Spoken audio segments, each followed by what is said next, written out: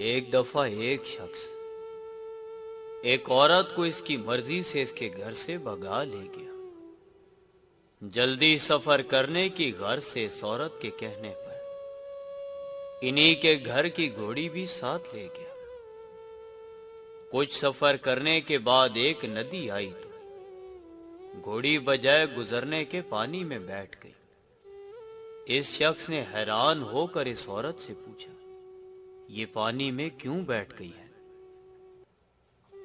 عورت نے جواب دیا، اس کی ماں بھی بیٹھ جایا کرتی تھی۔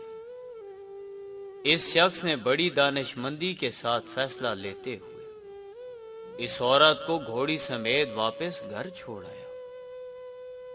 عورت نے واپسی کی وجہ جاننا چاہی تو اس نے کہا، جیسی ماں ویسی بیٹی، اور میں نہیں چاہتا میری بیٹی کسی کے ساتھ بھاگ کر شادی کرے۔ ایک شخص نے سود لیا، اپنی اولاد پر لگایا اور اس کی ساری اولادیں بے سود نکلی۔ کچھ لوگوں کو اونچائی پر پہنچنے کی اتنی جلدی ہوتی ہے کہ وہ چھوٹے لوگوں کا ہاتھ پکڑنے کی بجائے بڑے لوگوں کے پیر پکڑنا پسند کرتے ہیں۔ سجدہ خالق کو بھی ابلیس سے یارانہ بھی، حشر میں کس سے عقیدت کا صلہ مانگے گا؟ تعلیم کا چناؤ ہی تربیت کو اجاگر کرتا ہے۔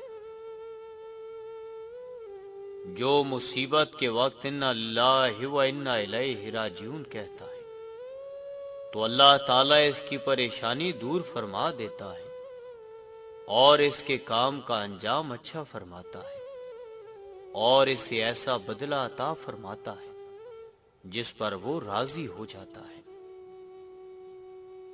باتوں کو بلا دینے کی عادت ڈالیے، ہر بات کو یاد رکھنا، اپنے ذہن کو کباڑ خانہ بنانا ہے، ہر وقت دوسروں کو تولنے والے خود بڑے ہلکے ہوتے ہیں۔